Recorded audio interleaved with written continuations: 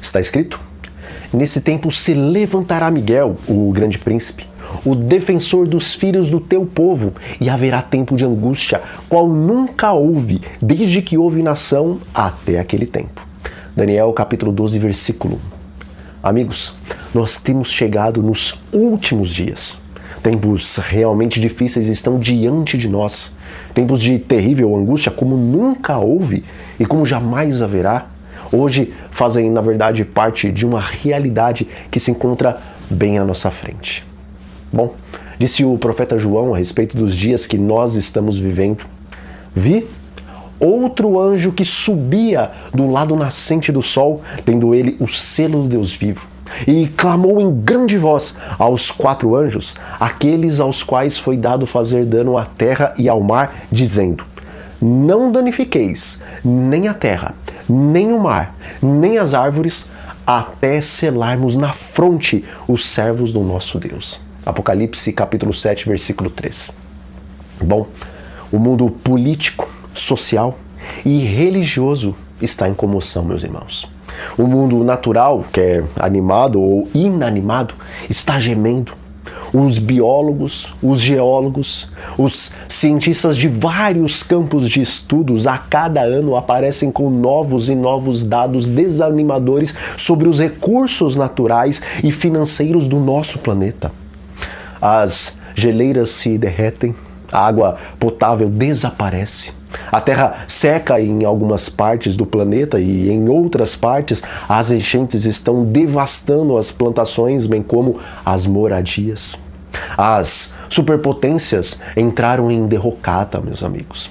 As dívidas chegam hoje a trilhões. As nações estão iradas, os homens estão desesperados e alguns, sob o peso dessas coisas e das coisas que ainda sobrevirão, já começam a desmaiar de terror.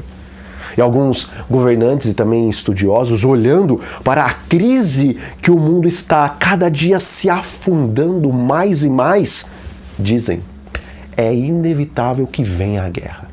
Contudo, a guerra está sendo ainda contida, pois é necessário que os servos de Deus sejam selados em suas frontes. É necessário que sejamos selados em nossas mentes. E o selamento do povo de Deus antecede o fechamento da porta da graça.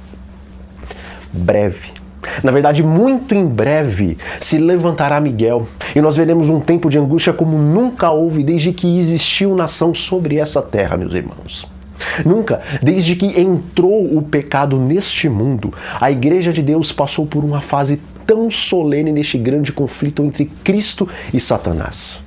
Na verdade, estamos vivendo o antítipo do dia da expiação. E se solene era o período da sombra no Antigo Testamento, quão soleníssimo é o período do real Yom Kippur, meus amigos. Está escrito: porque naquele dia se fará expiação por vós para purificar-vos, e sereis purificados de todos os vossos pecados perante o Senhor, e afligireis a vossa alma. E nesse mesmo dia nenhuma obra fareis, porque é o dia da expiação.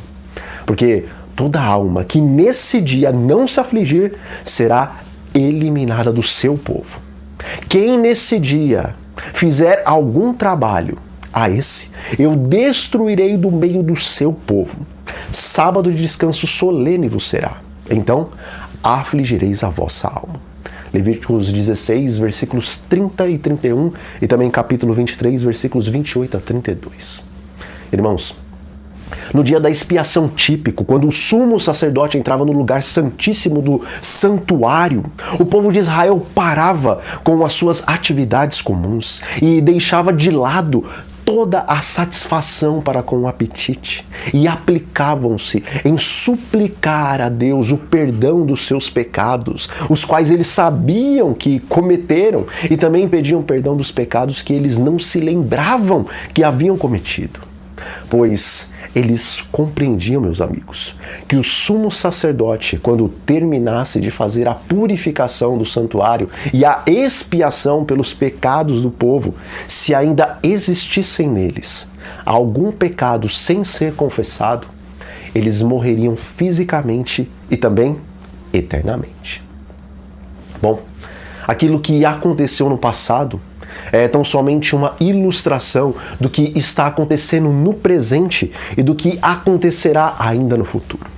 O verdadeiro sumo sacerdote, que é Cristo Jesus, ele já está fazendo a purificação do santuário celestial e a expiação dos pecados daqueles que morreram crendo nele, e isto desde 1844, de acordo com a profecia do capítulo 8 do livro do profeta Daniel, a qual fala das 2.300 tardes e manhãs, ou seja, dos 2.300 dias proféticos que acabam se tornando 2.300 anos literais, conforme nós vemos em Números, no capítulo 14, versículo 34. Mas agora chegou a hora de julgar os vivos dessa igreja e de fazer então definitiva expiação ou eliminação do registro dos seus pecados.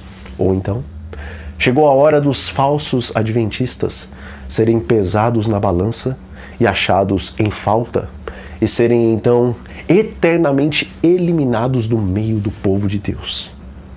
Irmãos, estamos no antítipo do sábado solene do dia do Yom Kippur. É tempo de descansarmos das nossas atividades. É tempo de nos conformarmos com o sustento diário e pararmos de correr atrás do vento, meus amigos.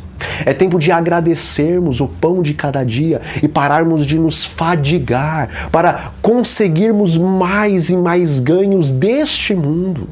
É tempo de colhermos o maná na medida para um único dia, pois o que colhermos para o dia seguinte apodrecerá. Quem tem ouvidos para ouvir, ouça. Contudo, eu vou ser ainda mais claro, meus amigos. Todo aquele que desejar ingressar em uma faculdade ou que já ingressou, todo aquele que deseja se casar ou ter filhos, todo aquele que planeja construir ou reformar, levantar ou ampliar suas residências ou seus comércios, devem, primeiramente, empenhar-se em fervorosa oração, em fervorosa súplica e também em fervoroso clamor para que Deus responda de maneira muito clara e de maneira muito explícita se é ou não da vontade dele que avancemos nesses projetos. Pois se a resposta de Deus por acaso for não, então esses projetos e investimentos são e serão as armadilhas do inimigo, as quais roubarão o preciosíssimo tempo de oração, de estudo da palavra e serviço para Deus, os quais são indispensáveis para o nosso desenvolvimento espiritual até a altura da maturidade de Cristo.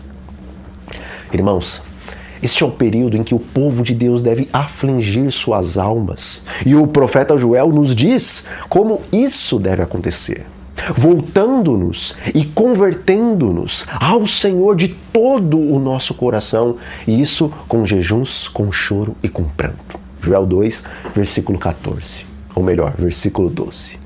Amigos, deixemos de ser apenas entusiasmados com a verdade presente, mas passemos a ser praticantes dessa bendita e preciosíssima verdade que Deus nos deixou.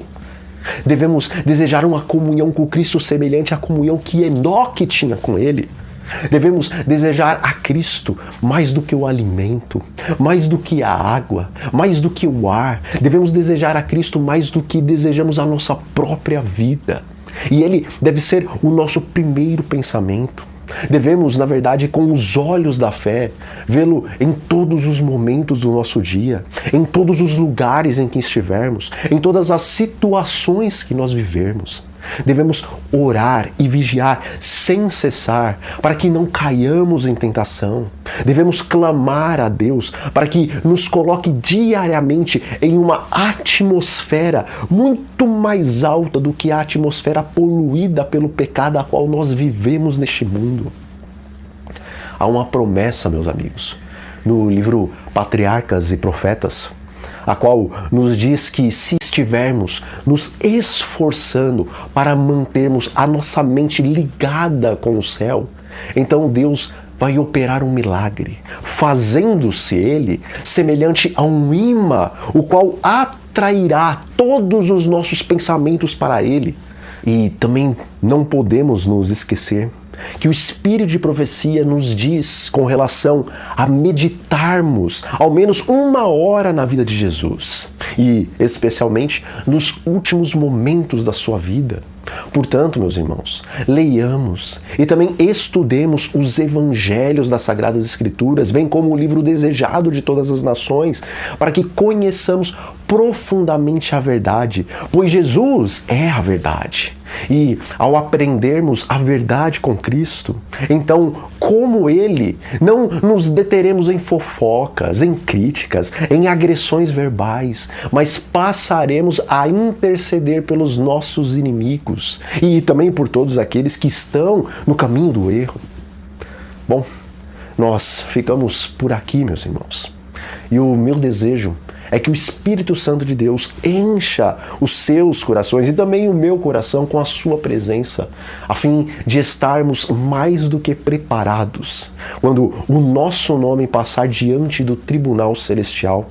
E então não sejamos reprovados, mas sim selados e confirmados para sempre no livro da vida. Um grande abraço a todos vocês e até a próxima.